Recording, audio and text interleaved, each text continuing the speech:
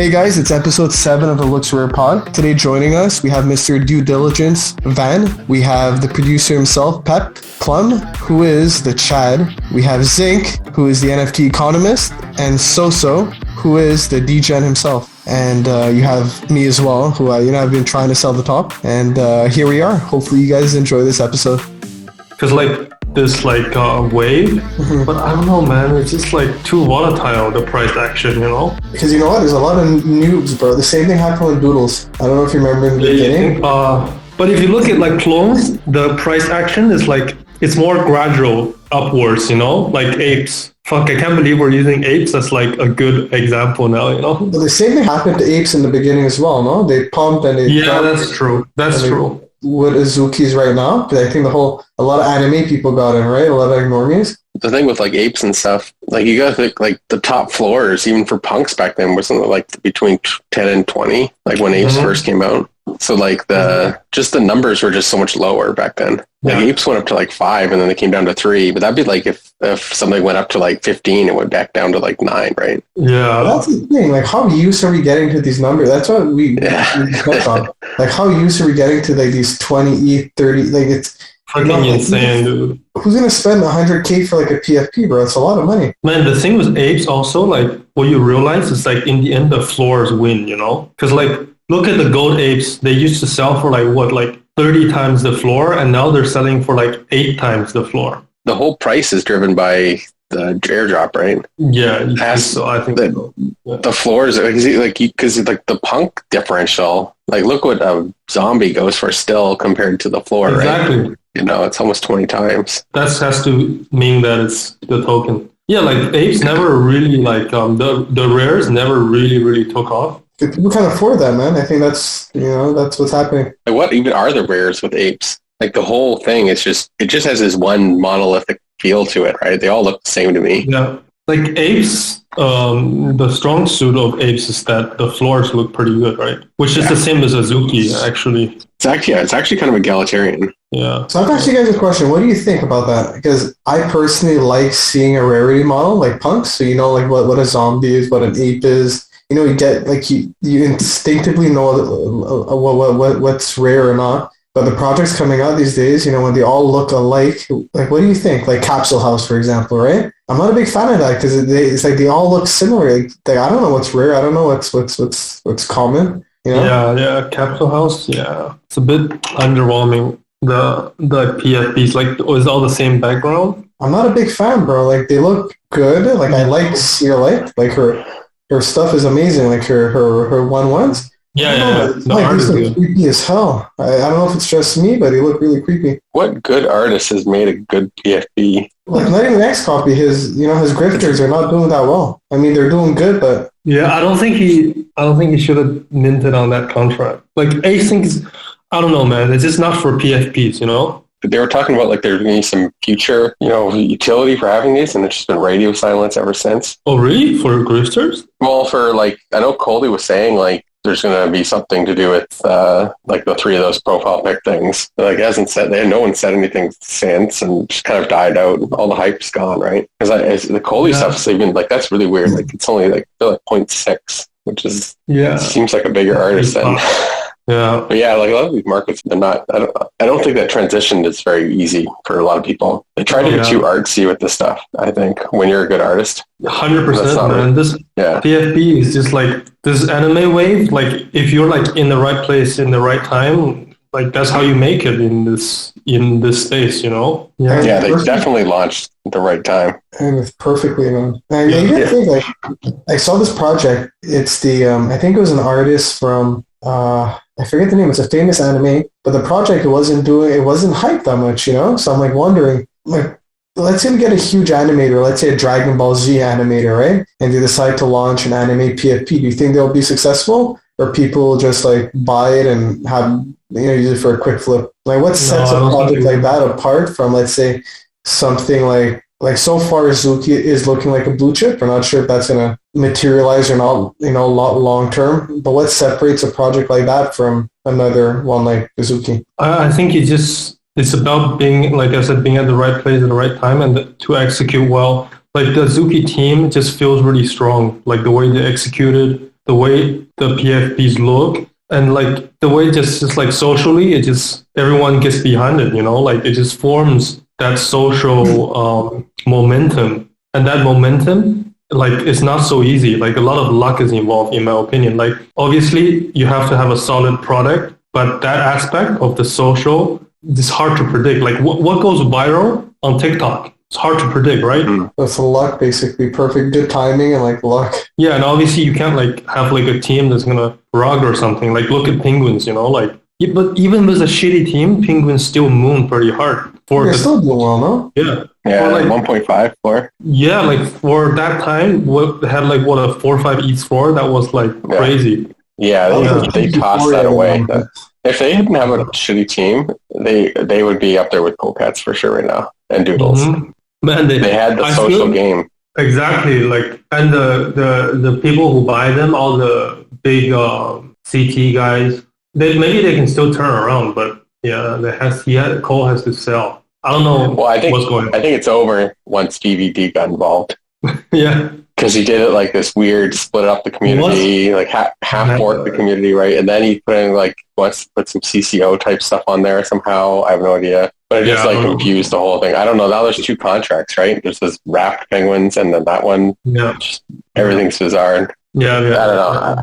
Almost everything that guy touches, I feel like he's just constantly just dumping on people. Like he has this big idea, but then he makes his art. It's just I don't know who's buying it. That stuff's all going. No one's reselling any of those Peppy memes. Yeah, and the market's like moved on so fast. Like none of these whales that were buying AB for like 1,000 ETH or 500 ETH are relevant anymore. Like where are they now? Yeah, they ran out of money. That's it, right? Yeah, like he spent all this money on AB, and then that's the one thing I'm really happy. Like I have a couple of purchases which I probably regret, but I'm glad I didn't. You sold well. Ape into really, ape into bad stuff at the top. Like people are buying. Like, I still have those scribbles that I paid 6.9 ETH for. See, but that's not so bad. That as a souvenir. That's not so bad because like there's guys that paid 50 ETH for Geo Runners. Oh right?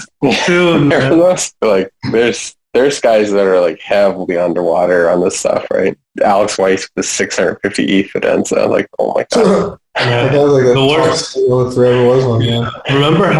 Remember when VVD bullied 888 into buying Fidenza for 500 ETH? Oh yeah. Right. Oh my god. Right after the Ring Genesis. Yeah. It's like, don't buy Ring Genesis, buy Fidenza for 500 ETH. The thing is, it's like if it wasn't for these guys pumping those prices way up, Artbox is still in a good shape. Their prices are probably what the prices should be right around now. Like decent projects, a 3 to 5 ETH. That was harmful. It's pretty strong. Because like, look at what generative art goes for outside of it. It's still way lower. All the other generative art projects crashed down too, right? Gazers at 8 ETH is healthy. Archetype, but I mean, like, it's this idea that they should have been like, it's like obviously when you're in it, you get blinded. But some of these things are like, there's 1,000 mints, and you're asking 20, 30, 40 ETH. Yeah, exactly. How is this a $200 million project? Yeah. I mean, would you buy would you buy every phase, or would you buy, what's the Da Vinci one? The Salvador Dali, right? A new website. No, that's the comparison, right? So I just want to clarify. I was talking about the whole capsule house thing before. I actually do like a lot of capsule houses. Just there are some that I'm not a big fan of, but I'm not beer, so I don't want capsule house. I just want to clarify that because I actually like a lot of them. Just there are a couple that I find really creepy. It's okay, man. It's okay. It's okay to be bearish. You don't have to explain, bro. Man, dude, Chimera is 1.6 now. Freaking hell, I paid 3 ETH for one. Oh man, shit. Yeah, it's interesting. I'd really like to see how much of this like record-breaking OpenSea volume is concentrated to these anime projects, right? Like you saw these pumps and these like crazy volume across like a handful of these projects. Yet like Art Blocks and like a few others didn't really experience much pump at all, right? Like relative. Almost there. Even Punks, like from a low, like prior to whatever all this Larva Labs controversy, like from their lows, like in the 60 range, like the floor didn't get anywhere near all-time high in ETH terms, right? Like everything's in the anime stuff. Yeah. I mean, for sure. Like, so yeah, we're kind of right place at right time. Like even for this NFT boom, unless you were in the right, like handful of anime projects, like you really miss this wave. 100%. Crazy. Yeah. I mean, at least they're holding, right? And not getting destroyed. So what do you feel about these projects now? Like all these, let's say these new batch of projects, Doodles, Azuki's, Clonex, Lives of Azuna. Like which ones do you think are going to be around long term? And which ones are going to die out soon? Personally, I'm the most confident with clones just because of Nike and the fact that Murakami did them. So at least you're buying some value there, right? Yeah, the proposition is just way higher than any other project. But Azuki, I think, is probably going to be the leader. So Azuki and clones. And Doodles is probably going to be the leader for the cute style. But all the other ones, I'm a bit unsure, you know. You can flip them and, you know, like have some fun with them. But long term, I'd be cautious. I have to ask you, so what's this whole thing with Nike and the Clonex? Like what exactly are they doing with Clonex? Are you guys getting free drops or? Oh, I don't know. I don't think they're doing anything yet. Probably big corporates going to take a long time to take action, but just to know they're there, right? Like backing this project. Yeah, it's their entrance into Web3, it seems like, right? Yeah. So yeah.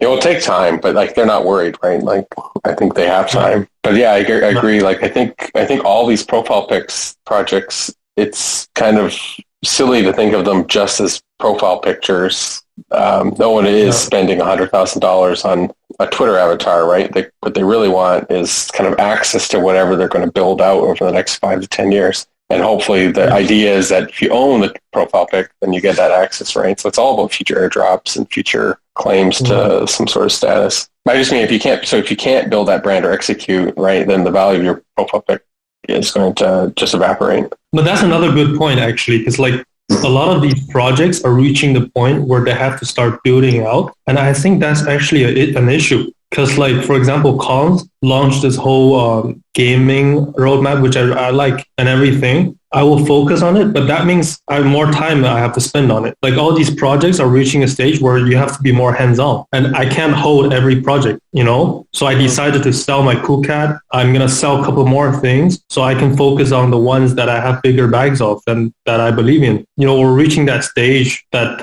you have to be, you know, I don't know what's that going to do to the market. What do you guys think? Yeah, actually, it's actually interesting. Mike McDonald had a tweet about this where he said that NFTs feel near to the point where like DeFi was like a year ago, where innovation outpaces adoption. And so the space keeps growing, but that may not necessarily reflect in the price of these assets, right? Like you said, you're going to have to keep like with the kind of like the Bored Apes model of like the, you know, the dogs and the mutants and the serums and whatever, like you need to almost keep delivering, like the community expects you to keep delivering this additional value. And like, while that may be, like you said with Kongs, right? Like, even though they release this like amazing game, like, you know, that doesn't reflect in the price. Like the price dropped immediately from the VX, right? Like, even though there was legitimate innovation behind their announcement, right? Like if it's not something that immediately generates you free money, like people are turned off. Exactly. Yeah. To me, it seems like right now there's so many different projects, and it's all about which projects hold your attention the longest, you know, and there's all these roadmaps that try to do this, but that's why you see these new projects that have released recently. They're getting all the shine right now. You know, there's so much to collect, and you know, we're starting to become more selective, and it seems like we're moving on to the next hot project quicker than before. But it's all, you know, everyone's just trying to grab your attention and hold it the longest. It's almost like the initial phase of a project is like where like it's easiest to like buy into, because you're buying into the dream of it, you know. Like once a project actually starts to having to deliver, that's when you get more nervous, at least for me, you know. Yeah, execution is very hard, and I think a lot of these teams are starting to realize that, you know, you can say a lot of things, and if you have, you know, you might have a cute profile pic or you can create first product, but like actually adding onto it is so much different, and you get really weak temps, right? You see some people like, okay, well, we got to do something, so T-shirts and some merch. You're like, okay, well, No one actually knows. Yeah, $25,000 profile picture. I could figure out how to get a t-shirt myself. I mean, like it's just not really there. I don't know. It's like some of the deliveries is not. I think you're going to see a lot of projects really struggle, and maybe we'll see things get bought. Like I think that's maybe the next step is they do have communities captured, right? So people are stuck, and so you can see companies coming and doing kind of what Nike did. They can see a team that's probably kind of floundering, not really sure what the direction is, and then come in and say, okay, well, we'll own you, and then we'll put a real manager involved, and then you can actually build out a business. So I don't know if that's exactly what happened with CloneX or not, but like you can see that across the board, it's going to be the case. Like companies are going to buy the major pieces. So you think community run projects are like dying? Because the way I'm seeing it like play out right now, it reminds me of like the whole ICO bubble, right? Because there were projects who were created with, just like a dev in his basement, and they back in like 2013, 2014, 15, 16, like these projects would do really well. But once you got these big like companies starting to come in, so yeah, like Tezos, you had Solana, whatever, these guys had like massive funding, and they could basically outcompete all these other smaller projects. You think that this is happening in the PFP space or the NFT space right now? So let's say you had a smaller project at, I'm not sure, but a small community project, and all of a sudden you're seeing these big companies like Nike jumping on board. You have... Yeah, I think we're almost there, but we're not quite. It's more like what 2020 DeFi was, where you had a lot of individual devs and they produce something really cool and innovative. And I think that is what a lot of PFP projects, they always have their own little hook, right? But then, just like reality kicks in at some point where like, okay, well, this can be forked and there can be a lot of stuff that's going to look similar. It's going to pull away from your community. And, so the returns go down and there's not much more you can do. You had a good idea, but you have to execute some sort of long-term thing. And, that's very hard. And that's just like almost all DeFi looked like that, right? Like people created some interesting stuff at first, and then all the good stuff gets forked into something else, maybe the teams that are better executors, and they can get away with, lower margins and drive more volume. So I think it's more like that than the ICO. I think the ICO stuff is coming. Like kind of this is the deals right now. There's, every one of those projects that is artists from Disney and all the different some no-name artists that apparently work for all these like Warner Brothers, Disney, Fox. They're creating some 3D avatar thing that looks like garbage. Then it just goes and sells immediately, and it's like 300,000 people in their Discord type thing. Like that's the ICO stuff. I think that's we're starting to see now. And that's where I think we're going to get into a lot of trouble, because a lot of those people are going to get rugged, and that money's just going to disappear. Yeah. So like I think I think the Cool Cats is kind of like sushi. Like it's a cool idea and stuff like that, but maybe not necessarily. People are still, it's a pretty amateur kind of operation, right? I think the problem is like all this P2E, metaverse, gaming, all this talk, but no one actually knows what to do. Yeah. Like the only real P2E model is Axie. And that's why I'm bullish on Cons, because they're run by Axie people and they can go down that route to develop more into like an Axie direction. But the other projects, that in general, like no one even knows if Sandbox is going to make it. And that's like kind of the only option for all these PFP projects, is to say we're going to integrate with Sandbox. We're going to make it's almost like you were saying, people are expecting something and you don't have a choice. You have to do it. Like, even though you don't know what's going to happen, you can't do nothing. That's the problem. The thing that also worries me a lot about these, like, say, like metaverse stuff, is a lot of these things they don't seem very high quality, and compared to even what people are used to on their own video game systems. So like I feel like if you're asking someone to spend hundreds of thousands of dollars, or tens of thousands of dollars even on like land or something like that, then you have to deliver something that is higher quality product than Stardew Valley, which is like a single dev basically who did this project on his own, right? Like there already are things out there in the real world that are not like NFT games that are much higher quality than almost everything that's in the NFT gaming space. And yet it's not asking you to spend any money to play their game, right? Like it costs $50 to play Stardew Valley, right?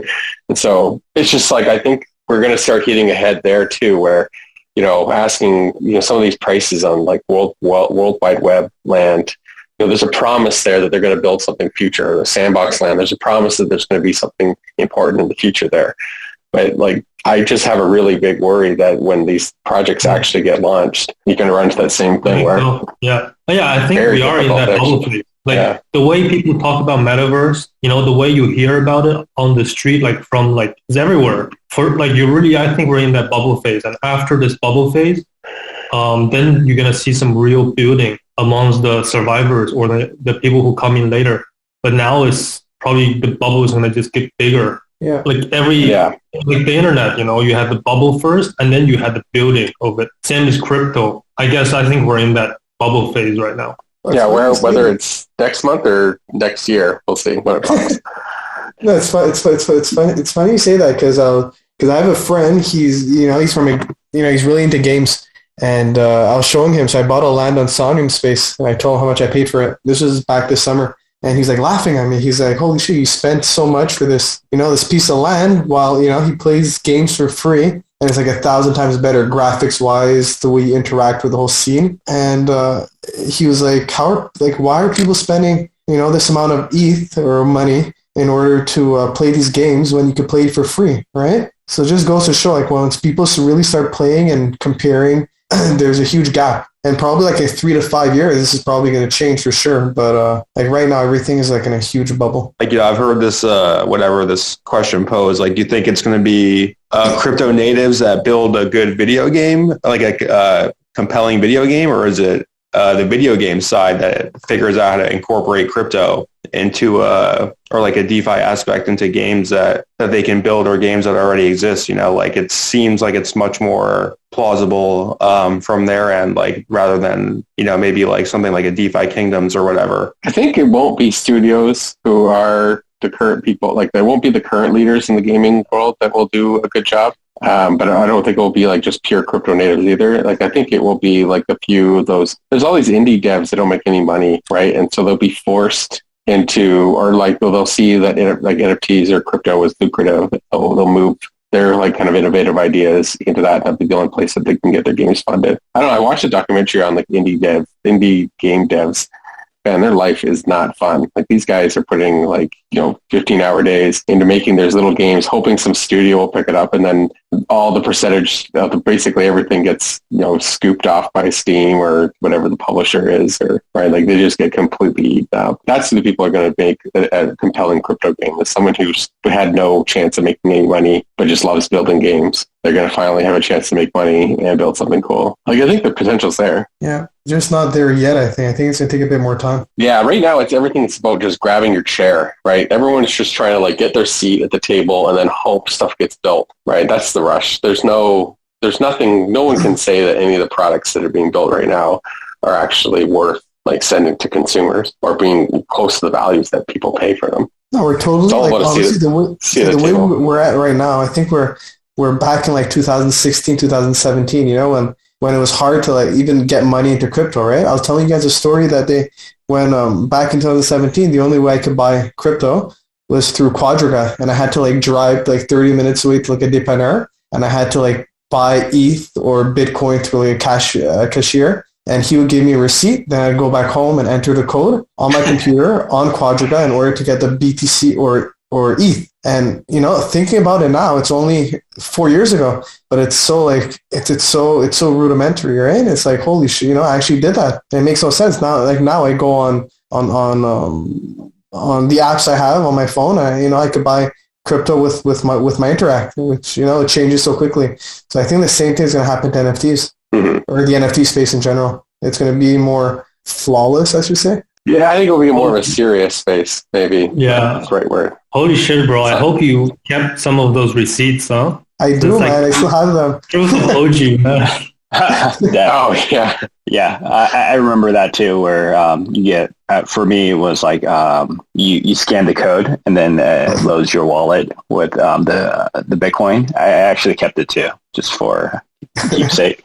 It was really cool, man. Like you felt really cool doing that. I kind of miss it. Like you felt like really like punk, like underground. Oh, Oh, for sure. Because it took a lot of effort just to do everything. Like you had everything was learning it for the first time, and it felt like you were doing something almost you weren't supposed to because it was so difficult to get it, if that makes sense. For sure. Like speaking about punks, what do you guys think about the whole V1 punk and the whole Larva Lab, the whole Larva Lab things that came out today or yesterday? We'll definitely talk about it again when Scaly is back, but I'd love to hear your opinions on that. Yeah, man. I don't know, man. I gotta try to think about it, as if I didn't own any punks. I don't know. I think the V1s have value, historical value, but, they're not punks. That's the problem. Like, I think a lot of the community, the general sort of stance is that they're the real punks. But then what Larva Labs did is a bit fucked up. So I don't know, man. Right now at this point, I don't know. Yeah, I agree. I agree with a lot of that. I do think that these V1 tokens certainly have like historical value, and it's a cool story, no doubt. But I think some people have been misled to believe that they're the quote unquote real punks, and they're paying too much money relative to the floor of which the real punks for, right? The biggest problem, though, I think, is that the community pushed this narrative with punks before this, that punks are historical collectible first, and that you're holding a piece of historical art or these. That was the push. So you don't need future utility. You don't need all these other things these other projects need to do to deliver value. Like punks are historical on their own, and then of course V1 shows up and has the same historical claim. I don't think they're punks, but there's still a historical collectible aspect to it. It's no different than when people wrapping Namecoin stuff or wrapping other types of early things. And so there's a story there. It's hard to defend if you're a for punk sure. holder, I do believe in the historical merit of the token, but do you think it's I think the question becomes: do you think that it's acceptable to use that as your profile picture, right? Like say, like Deb or Plum or whoever, right? They have their punk. If you were the owner of that V1, how would you feel about using that as your profile picture? Like, would you do that, or would you feel like you're wearing a fake Rolex or whatever? Yeah, I don't know. It's tough. Neither token points to anything. They don't have metadata, right? So it's not clear that there's that each one has more claim than the other to the image. Right? I mean, that's a good point. So I mean, I tweeted out something saying that I think the key here is that the creator approves the real CryptoPunks. It's almost as if Picasso painted a picture, and the first one he didn't like very much. Then he painted a second one. He liked it a lot. He signed it. He approved it. He sold it. He says it's his. But then he didn't destroy the first one. So which one is the real one, right? Like the one he signed is real, but the one he did before that as a draft is also a real one, but that's a draft. And, in traditional art, you do have studies of more important works that are worth something, but they're not that work, right? I think the key here is that the CryptoPunks are essentially signed by the artist, but the V1s are not. Yeah, I agree. That's exactly right. I do think the V1s are cool, and they do for sure have their own merit. It's just like I said. I think some of the buyers bought under the impression that the narrative being kind of professed by the community was that these were the quote unquote real punks by people that were obviously had a good entry point into the V1 punks and so on. Even though, I'm still not going to lie, I was definitely happy for Stray Bits with his story coming full circle and getting some value from being prescient enough to claim 7 aliens and the 8 apes or crazy story. So I'm glad he did make a little bit of ETH compared to what he should have probably had he held a little bit more of those. Well, it's a lot of ETH, man. I still can't believe the fund that bought them. Holy shit! Then that and literally the next day, Larva Labs says it's not real. Yeah, well, Larva Labs kind of pulled one on everyone, right? I don't know, what did everyone think about that? Because initially they started selling them, which almost gave validation to these V1s. And so I think it gave confidence to some of these other buyers to start, spending more ETH on them. Oh, And then for all of a sure, they sudden they fucked up, pulled yeah. the rug on them, right? Yeah, For sure. Yeah, I'm sure a lot of labs fucked it up. That might actually even hurt them, right? Like, how do you argue some sort of takedown when you were like yesterday selling them yourselves? Like, what are you taking down? Definitely. Very bizarre, Yeah. right? I think they try to kind of fix that by donating the money. I think at minimum, Larva Labs needs to refund the Actual buyers. Yeah, I think that has to happen. Yeah, the donation's kind of funny, man. Like, what At is this point, do happening? you guys see Larva Labs staying on with Punks, or do you think they like at this point with some of the negative press, and do you anticipate that like you said,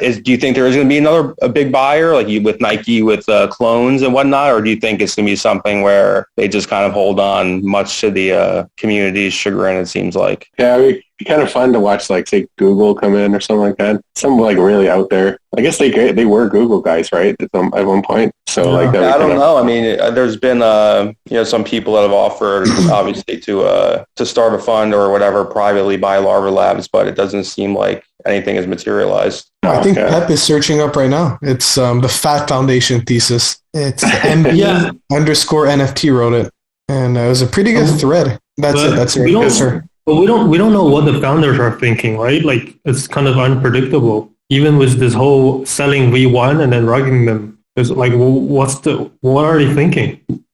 Like, do they even want to sell to anyone? Do they want to? If Google came in, or like if a big luxury group came in to say to buy Larva Labs, do they want to sell, or do they see themselves as artists? I don't know. It's really interesting, man, because like going back to the discussion of like, do you feel at this point that the NFT needs to like deliver some sort of financial promise down the road to their holders to be like, especially with this newer wave of participant? I feel like, even though I've only been in the space for a year, calling other people newer participants kind of funny, but right, like, so many of us got into the space with the goal of one day owning like a punk, right? Like, and it wasn't because there was going to be whatever, some sort of punk related airdrop. So it's funny. So I never had any issue with like lack of utility or lack of roadmap or lack of airdrops for punks, and I feel like many others felt the same. But for the first time, that this the way that they handled this like selling of the V1 tokens and in separate wallets too, is like, it seems that was really the first like truly like objectionable and like just head scratching decision that they've made, and I really, it's hard to justify what they were thinking with this one. Yeah, I think they've been under siege a bit, right? Similar to maybe OpenSea, where they're very early innovators in the space. They did so much early on when no one cared about NFTs at all. And then you have this whole collection of people from the last like 6 to 9 months just going to town on them, right? And so I can imagine, this is just like one final straw where they're within their community. They have people coming in and selling V1 tokens and perpetuating this V1 token narrative. Probably just were just angry and kind of just frustrated and just wanted to troll them back a bit, not realizing that like you're talking about, $1 million or whatever it was, 260. So $500,000. Because like I'm like frustrated with the Funks guys. I can't stand them, and I can't stand just in general this historical narrative group, the archaeologist group, whatever. It's just pure bag pumping, and it's just the dumping on people and taking advantage of people. And like these people were not around in 2018 when no one was buying NFTs, or 2019. They just showed up in 2021 and then started telling everyone what's valuable. Honestly, yeah, I mean, that's the vibe I get from Larva Labs. Like, I would be kind of pissed off too if like I created something and then some random people came and said, no, that's not the main thing. That's not what you created. Mm-hmm. This thing before is really your masterpiece. Like, what? Like, I don't get to say which one is mine. Yeah, it's obvious that the original one is broken. Yeah. Right? Like the V1 punks are wrapped. They're not even, you can't even use them originally. It's an interesting topic, man. I think we're going to be talking about this for the next couple of years, unless this Fat Punk thesis, Fat Foundation thesis comes through. As a punk holder, where does that how do you feel about that? Right? Like, do do you feel slighted that you have this like profile picture that is worth like whatever, let's say comparable money to the ape, right? Like, but the apes are getting X amount of airdrops and whatever quote unquote utility.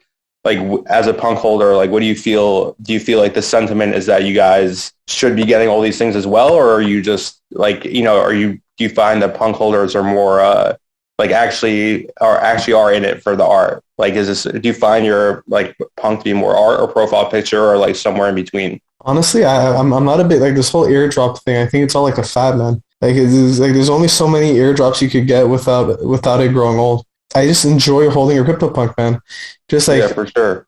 Just like being in this is one of the first things I bought in the NFT space. And just the fact that, you know, as soon as I go into the Larva Labs website, it's just something magical, man. Just seeing that page and just like scrolling through all the punks. It's hard to explain, and it's hard to like, unless you try to go to the website and, you know, you search for your special punk. I don't think there's anything that could replace that feeling, man. And like even airdrops isn't gonna do it for me. And that's why I'm holding my punks for a long time, unless I get a good bid. But that's another story. Yeah, like that. Yeah, I definitely do think there's something special about punks for sure. Like it's their own. They definitely have their own unique aura for sure. Yeah, it's something I like to address as well, man. Like I think we've noticed it. You know, we've spoken about it. Like a lot of these guys, I'm not going to name names, but they're all, you know, they all use their whole CryptoPunk persona to gain an audience. They pump punks for a bit, and later on, once they start their own project or whatever, they completely like turn 180 and start like dissing it. Like they start bringing up this whole CCO nonsense, which they never brought up before, but all of a sudden it's relevant, and just pumping their own project, you know, which is, you know, half of them are really.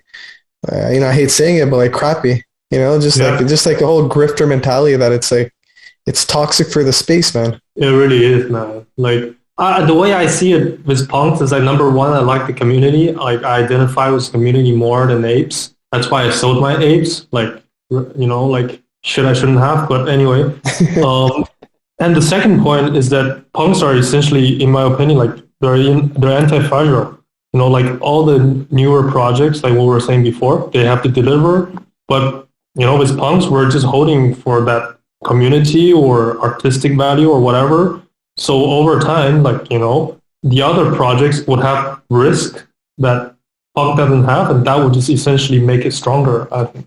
That's such a great point with the anti-fragile. I'm starting to like definitely migrate my attention to things that don't require like what we were saying with the airdrops or some future value in order to pay off, like, you know, to execute well in order to pay off. And so like, cause I feel like a lot of NFTs right now, you're already paying for that future value being executed well. And so the downside is so much greater than the upside. Whereas if you invest in things that like, you know, you just kind of know what you're getting, you're already in, like, that's kind of what you're getting. And if there's any bonus, then it's going to be an upside surprise. Then then that's much more of a index towards like the NFT space itself. When there's like a rising tide, lift all boats type thing, and NFTs become more popular and more demand. Like these projects like punks, and I would say art blocks too now, are ones that are going to slowly rise over time. Because, you know, you're not really expecting anything. Like we know punks aren't going to give you a token, and punks aren't going to give you really much in terms of airdrops, and especially yours relative to its value. Like Meebits is like 4 ETH, right? Like compared to a punk or to a punk, which is in the 60s and 70s, you know, it's like nothing really compared to in terms like you're not expecting much value in additional. And then airdrop, you know, art blocks, you're not getting a token. And, you know, we already know that Snowpros basically said we're going to have just as an art platform. But, you know, it'd be like same as buying super rare art. You know, you just know the artist isn't going to be able to airdrop you anything in the future, right? They're going to have to just sell their work because that's their income. And so you buy things that you think are just going to be important, you know, going forward. And I think a lot of this profile pic stuff is like, oh, maybe they become a giant brand sometime in the future. It's like, okay, well, you're already paying for that somehow. You know, like these things, some of these brands are like valued like more than actual established fashion brands. Yeah, you know, like how much is Gucci worth? I have to look this up. Yeah, 100% agree. It all depends on where that value is derived out of. If it's derived from, you know, like believing that this is going to become some major brand that is going to build out to be like a metaverse or P2E or whatever, then that's just.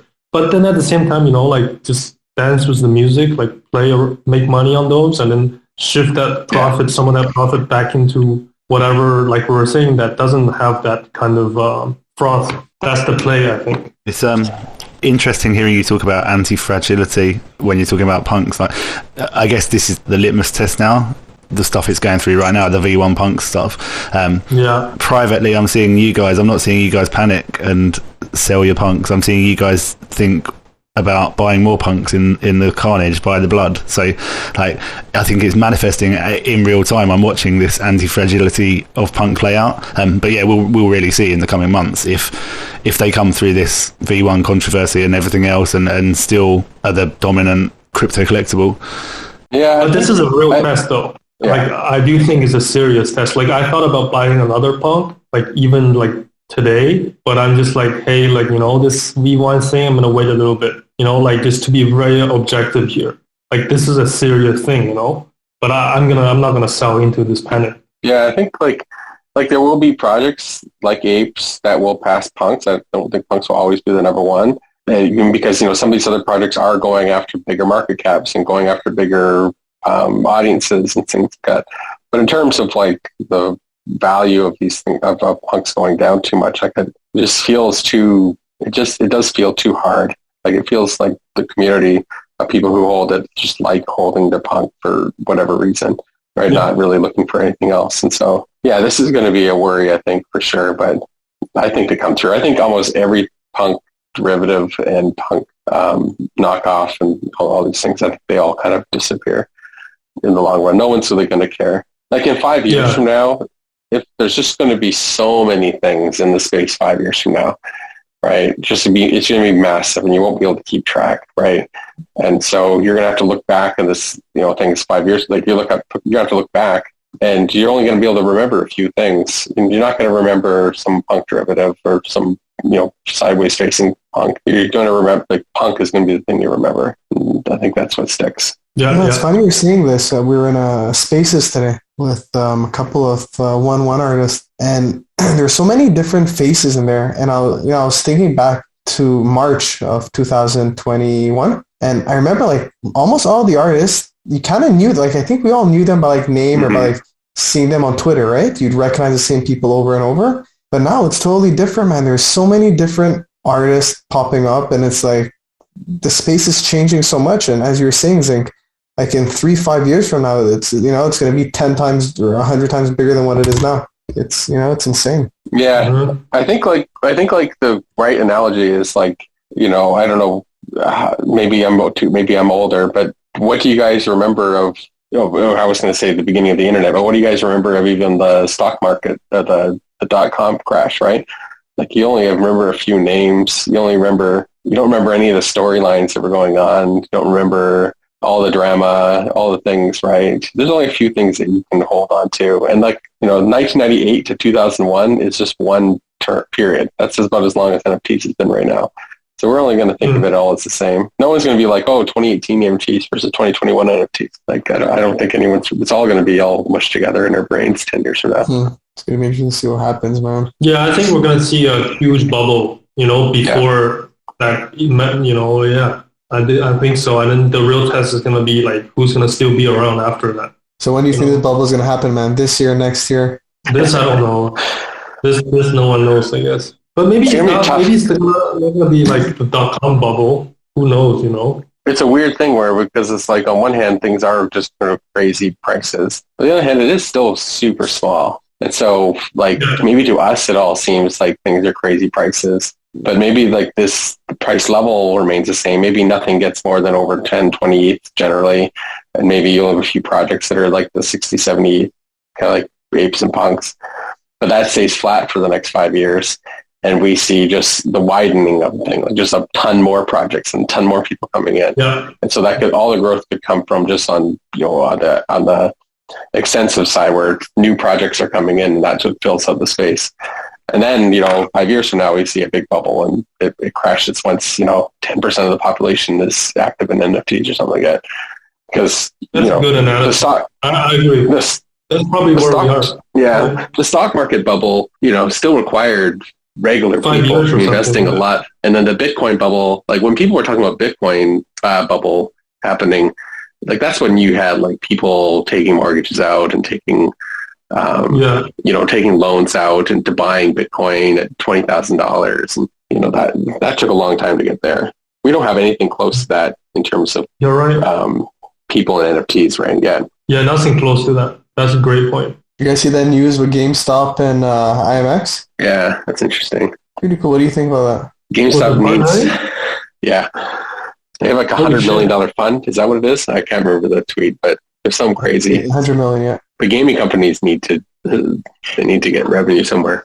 So do you think this is just like a marketing stunt, or is it actually real and companies are going to build on, Web2 companies are going to, like gaming companies are going to build NFT products? To be honest, I think they all fail for the most part. I think I don't know where the capabilities are. Like, look how hard it is for people, just regular people, to find any dev, right? Like, where is GameStop finding a team of devs that's going to write all this great, all this great stuff? Like, it feels like it's just going to be kind of slapped together I don't know, maybe I'm being pessimistic, but... Yeah, I don't think they can. Like, it's equivalent to the same way that Tesla dominates electric cars now. I don't think the traditional gaming companies can do it. Like, none of the traditional car companies is Tesla now. Like, seems so obvious, right? Like, like how can you just let a new car company grow so massive, not do anything about it? And in the end, they didn't do anything about it. Probably the same thing's going to happen with gaming. So are there any leading gaming companies in crypto right now that you guys know about? I'm not too familiar with any. Well, Ubisoft has said they're going to do something. But yeah, like outside of that, I think they also have a difficulty, right? Because their traditional audience is very anti-NFT. But I think also the biggest problem is no one knows what an NFT game really looks like. Right, like a lot of the things that people talking about with NFTs and gaming doesn't make any sense to me at all. Like, not everything in a game has to be an NFT. That doesn't make any sense. But there's certain aspects that could make perfect sense. Like Pokemon could make a Pokemon game where the things you collect are the NFTs, and then you can keep them as if they're like collectible cards, right? Like, that makes perfect sense to me. But like the game itself doesn't have to be. There's, Bill Shihara, who founded Bittrex. He actually has a Pokemon Go style, like you're running around, it's on your phone and you turn your location on and then you're running around this map. But instead of Pokemon, you find chests with keys, and then once you've got keys, then you can use those keys and open other chests, and then you're accumulating little bits of crypto. Like, I can see a lot more of that sort of stuff coming. Well, we had that in 2017, but it never took off. 2017, 2018. I remember some projects, there were a couple, but they never really, maybe they were too early. The pieces that are coming together, I think the first games that are going to really do well in the crypto gaming world are going to be like the Parallels and the any of these card games, because really they're just stealing all the gameplay of card games, which use physical cards. And so there's just deck building, and you're just deck building with digital decks so there's not really any innovation you have to do. All you're just putting the cards on the blockchain. So I think like that sort of stuff will be the first kind of thing. And then there'll be a lot of experiments on games that don't make any sense, where you own things for no reason, tons of items that you because anything you could just create a centralized marketplace for within the game that you're just going to trade, then that stuff should stay just internally. There's no need to make an NFT out of it. It's only stuff that you want to be able to hold for the rest of a long time that should matter, right? Yeah, I think something you want to use across games will be amazing for NFTs too. Like RuneScape style game. Oh yeah. Yeah, like a very basic graphic, but like fun, game like that might take off. I don't know. There's a number being built, right? Like that's like World Wide Web and Treeverse. Yeah, Treeverse looks like that. Aiming for that style. Yeah. But again, it will be like question like, okay, which things do you make NFTs and which things do you not, right? And I think like your characters make sense as an NFT. You can hold them, and then the whole point of having is you can take it outside of the game, right? So the things that you want to have that are outside of the game are going to be the stuff that make most sense as NFTs. Just some random item you find in the game probably doesn't need to be. But that would be the other thing I think is going to be kind of cool is these portable avatars, right? People being able to pop in and out of different places. Yeah, and having like everyone be able to know, you don't have, because right now it's so hard to talk, like different games can't talk to each other, right? And so like if they can rely on the blockchain to, okay, this person owns this character, okay, I can build something around this guy's character on my thing, and someone else can build something else around that character on their thing. It's gonna be You huge, man. guys should check out this interview with Brooks Brown, this Delphi interview. He talks all about the play to earn and gaming economies, and this whole different concept that they're working on, where like you are the NFT in this game. I'm pretty sure this could be like pretty amazing if it comes to fruition like he thinks. Like I was listening to what this guy had to say, and he's just super smart. Like it's just even, I mean, I think it's definitely gonna be worth signing up for Alpha Leak. I think, So it's really like his interpretation of like play to earn, and then his like thoughts about different directions that I could go in. Where I think it's just totally unique interpretation, and it's definitely worth checking out. Is there a token for this? There's no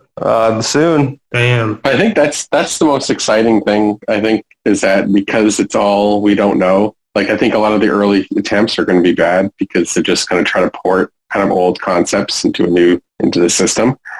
There's so much potential. I think you're right. Like to come up with kind of completely novel game mechanics and play around with these sort of economies that that are going to bleed over to other economies outside. I don't know. It's just like it's exciting, right? And maybe it's going to be Bridge World. What do you guys think about the whole situation that happened? It's tough. It's a tough. So Treasure DAO, they actually did pretty good. They launched a whole Bridge World, and the music is awesome. Able to stake your magic. Put your legions on a quest. But the news that came out was it yesterday? Yeah. So some people did some digging, and apparently the co-founder, why? He's always seemed to be like a pretty cool guy. We've spoken to him a couple of times, but he started some projects in I think it was in October. Or was it before October, November? He started like 5 projects, and he started them. And then halfway through, when a bug would show up, he would completely leave the community and start another project. So he did this. He made a couple of millions, and then he ended up going on Treasure DAO, helping them. And people found out about this and got really upset.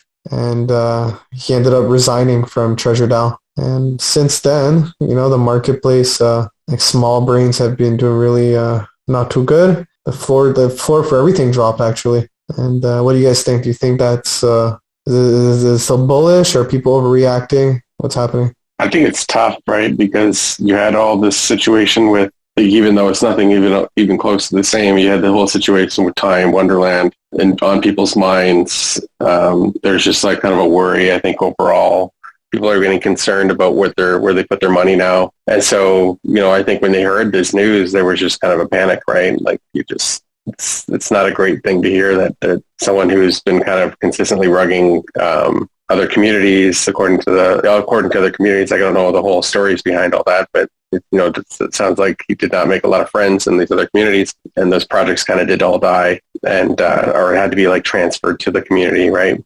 All that comes out, like it's just, you get a sense of like, okay, well maybe this is maybe there's something to worry about here. And then you also worry about the panic itself, right? If everyone else is thinking this, then you don't want to be the last out the door, right? I don't know. I think it's pretty tough. Like they're still building. They still have like 60% staked, right? So they still have like a lot of people are still going to be involved in the project regardless. They have a large dev team. So like I don't think this guy was particularly. I think that whole point was he wasn't particularly doing much. He was working on all these other projects in the meanwhile. I don't know. It's just it's not a fun thing to watch. Like, what's the price of Magic now? It's actually pretty good, man. It's like $4 and. Yeah, so that's impressive. That's impressive. Yeah, it's held up How quite can well. the NFTs drop and Magic hold up? It's four. So what I love about Treasure DAO is a community, man. They have such a strong community.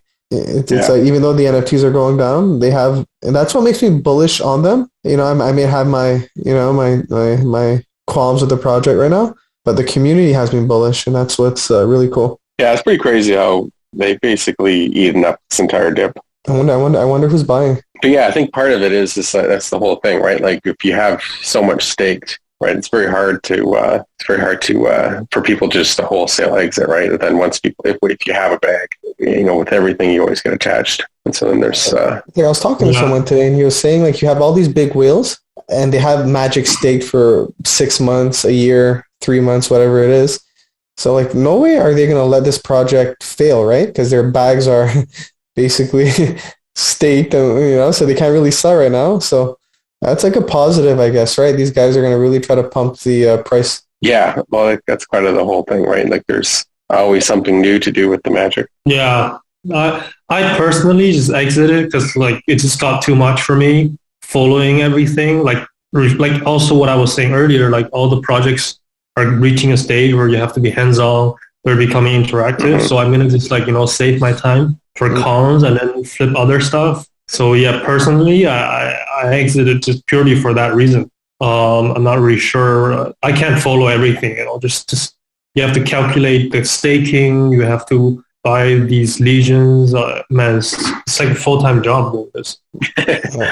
And the game hasn't even started. Like, imagine the game launched. Some confusion right now about it. Apparently, like the wording or on for the Legion Genesis pieces have changed for the common Genesis. I'm not too sure. I haven't checked it out. I've run into that issue. I think what happened was initially there was a separation between Legions and Legions Genesis, but once you've staked the Legion and went through the pilgrimage, after that point, they all got bucketed into one category. So if you click on Legions, you'll see Legions Genesis mixed in with with all of the other Legions as well. So I think the way the marketplace is organized now is creating a lot of confusion from the buyers. They don't.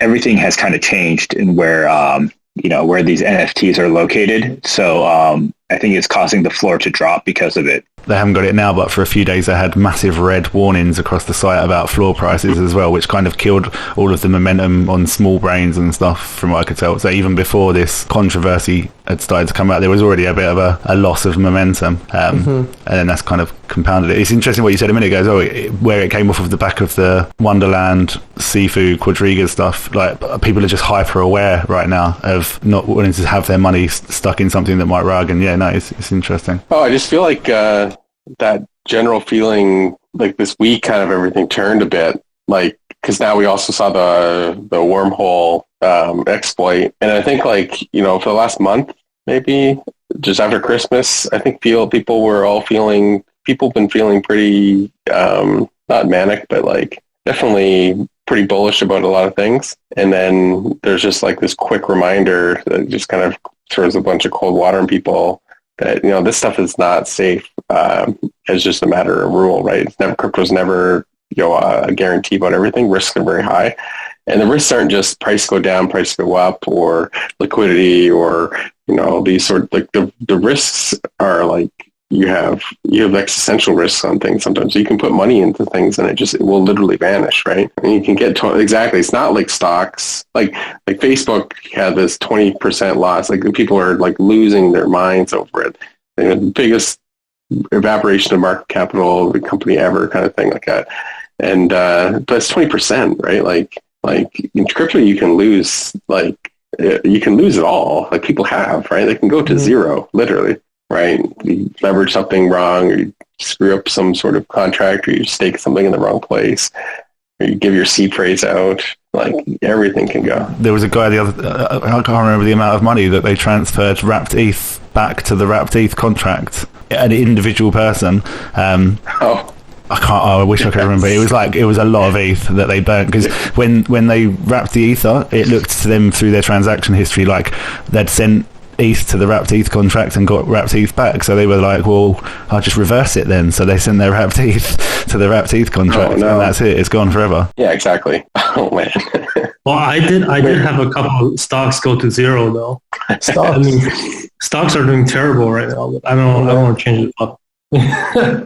No, but I mean, like, just the risks in crypto are just like risk on risk, right? Like, and there was this Polygon hack too, right? The Polygon bridge. I think I lost a couple of ETH on that. Yeah, like it's stuck in a while. Yeah, people's like willingness, like certain periods, you see people just willing to stick everything into some high risk stuff, right? They go completely like just spend all their ETH and and just shove it into like crazy alts and stuff like that. And then just like something happens and then just the whole attitude changes. And I feel like right now people are a little bit more like, oh, okay, everything's kind of pulled back. Because you saw it even with NFTs, right? Everyone kind of pulled back on almost every NFT. Everyone's kind of like, oh, maybe I do want to have some ETH. Maybe I do want to just be in stables. I don't know. It's just kind of funny to watch how quickly it can shift, right? I think you're underestimating how many people have their net worths in anime JPEGs. For sure. Oh my god! Like you have no. I mean, you guys are like talking about these like floors and maybe like 10 ETH floor like across X amount of projects. Like this is an obscene amount of money, right? Like people don't have $25,000 to spend on the worst of a $10,000 profile picture of several collections now, right? Like. We like this mania of like whatever, like I'm not sure where this liquidity came from. Maybe like DeFi bros who got wrecked like in December and realized that we're not just going to repump back to all-time high, have like funneled a bunch of that capital into NFTs and try to capture like a bit of this momentum. But I mean, yeah, I don't know, man. Yeah, I think it could be the case where like NFTs are at some sort of like local top or had hit a local top over the last day or so. In ETH value for some time, right? Like, because like you guys said, like there's gonna be more and more projects, right? Like, and maybe even like quote unquote better projects, like better utility, better companies, larger brands, whatever, right? Like, so if it's our assertion that like some of our projects from like today are going to survive, like whether Kongs, Punks, Cool Cats, Azukis, so on and so forth, right? Like, so these are going to survive with value essentially, right? And then you're going to add X projects over time that are also going to garner value. So I think it goes back to that tweet where like we may see more and more innovation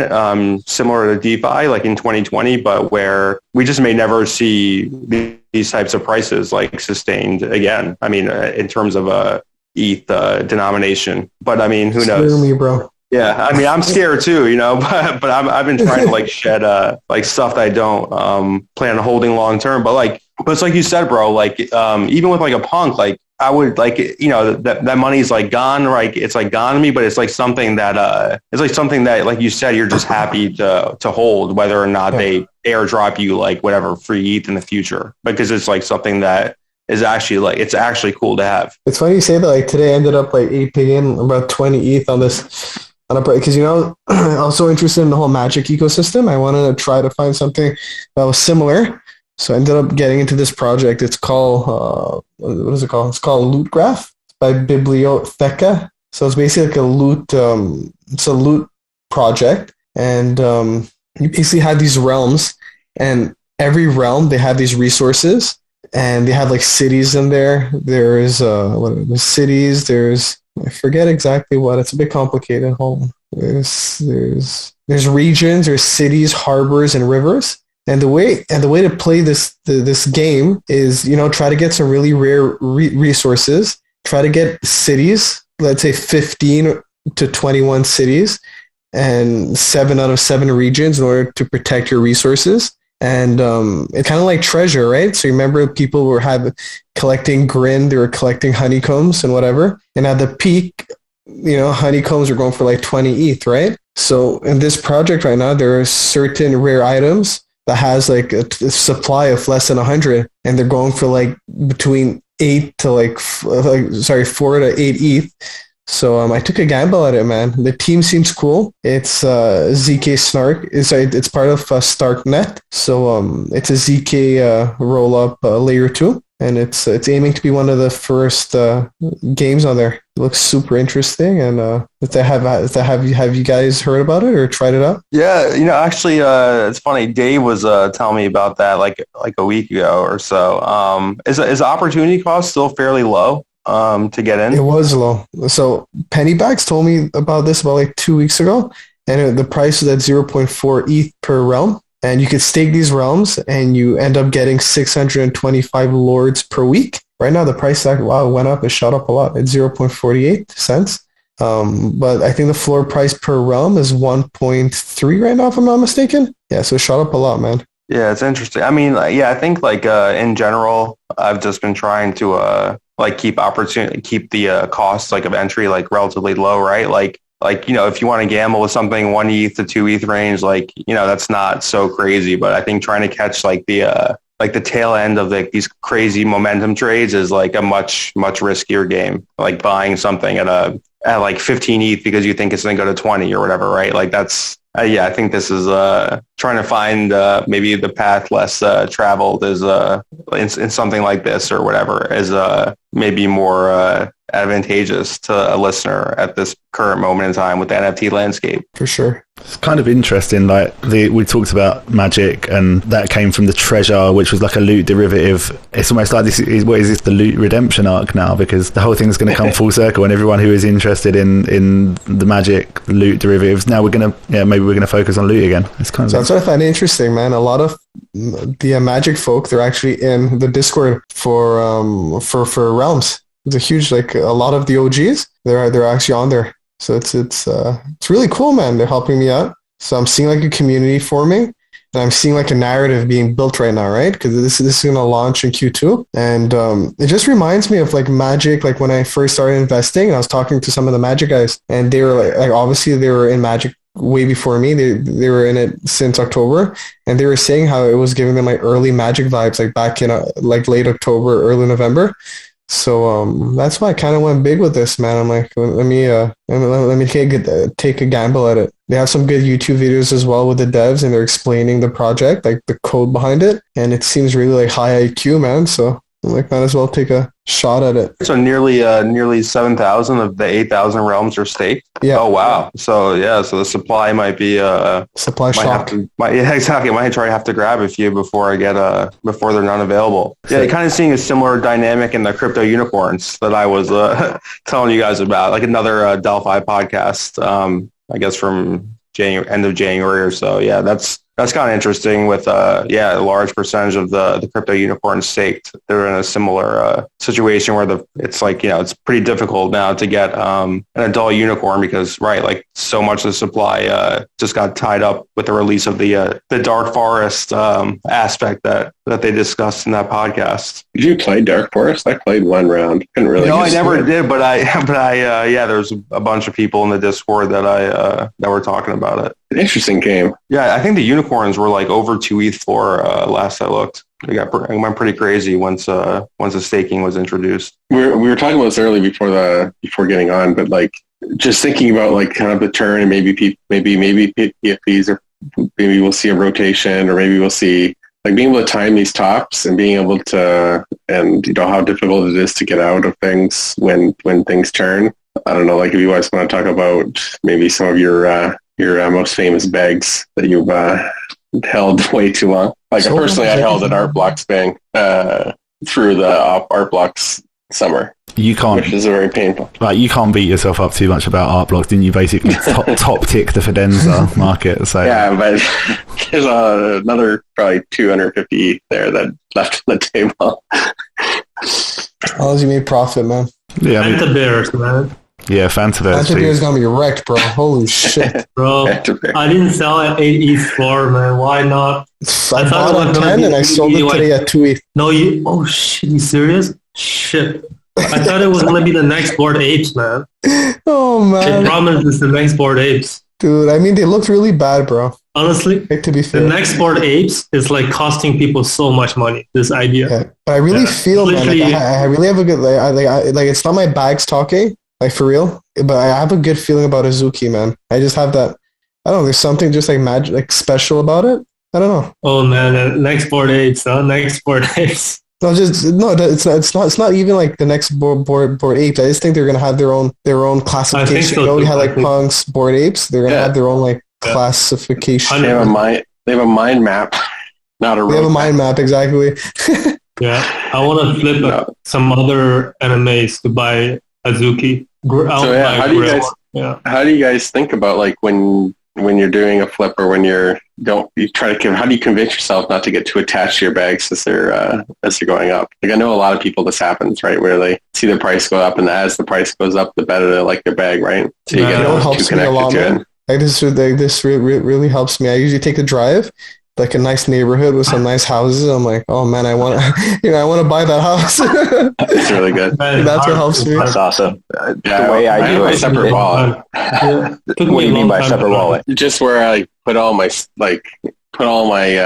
kind of profits, I guess, so that becomes another number I want to see rise. I feel like if I have a ETH in the same wallet I have NFTs, then it becomes like money to spend. But if you have it where it's like another wallet where it's like it has its own number attached to it, then that's a number, like it's kind of like Deb's thing, like, oh, here's the things I want to actually buy. And so this is the number I actually want to grow. Yeah, I think experiencing these like little mini cycles definitely helps, right? Because like as price is going up, like you said, it's more difficult to shed your bags. But when you're in these like kind of mini lull cycles, you like look at your wallet and you're like, wow, I could have sold this thing that is absolute garbage for like $1,000 or whatever, right? Like whatever, 1 ETH, 2 ETH point, whatever ETH, you're like, I would sell this thing for anything at this point. To like, I would take any amount of ETH to get rid of this. So like, I think once you look at your wallet and you notice you have a few of those items, like you become much more willing to like, just list things for whatever price, right? Like, and if they get sold, they get sold. And, because like you said, it is good to obviously realize some profit and take some, at the end of the day, stack some ETH, right? Yeah, for sure. It's always better to sell early versus, kind of what Soso's saying. Like sometimes later down the line, you're not going to ever sell some of these NFTs. So, even if you miss out on some profit, just selling it early is usually the right move. What do you guys think about the whole ETH now? Do you think it's a good time to sell your NFTs for ETH and hold, or just sell it straight to USDC or USDT? I'm doing 50-50, maybe. That's a tough one. Yeah, I'm stacking some. It could go either way, right? I feel right now. I think it's been pumping recently, like this last half of the day, but. Yeah, Jeff Bezos is trying to save the entire market, dude. I don't know if you saw what exactly happened, man? I've been seeing that meme. Amazon was like they beat their earnings and everything. It went up like, I don't know, 18% or something after hours. I saw it went crazy. They're charging people more for Amazon Go and Amazon Prime because whatever. It's Jeff Bezos. He can do what he wants. But yeah, I mean, the stock market reacted well, and it seems like coins are reacting accordingly. So I think we're gonna have a bullish summer, man. I have a feeling we're gonna have a really bullish once the whole ETH, the emerge happens. Things are gonna start going up like crazy, and then we're gonna have a long bear market. Yeah, I agree. Well, that's a fun notion to end on, I think. Survive the bear. Survive the bear, man, and sell some of your NFTs before we get there and get profit. Take profit. Stack that ETH. Yep.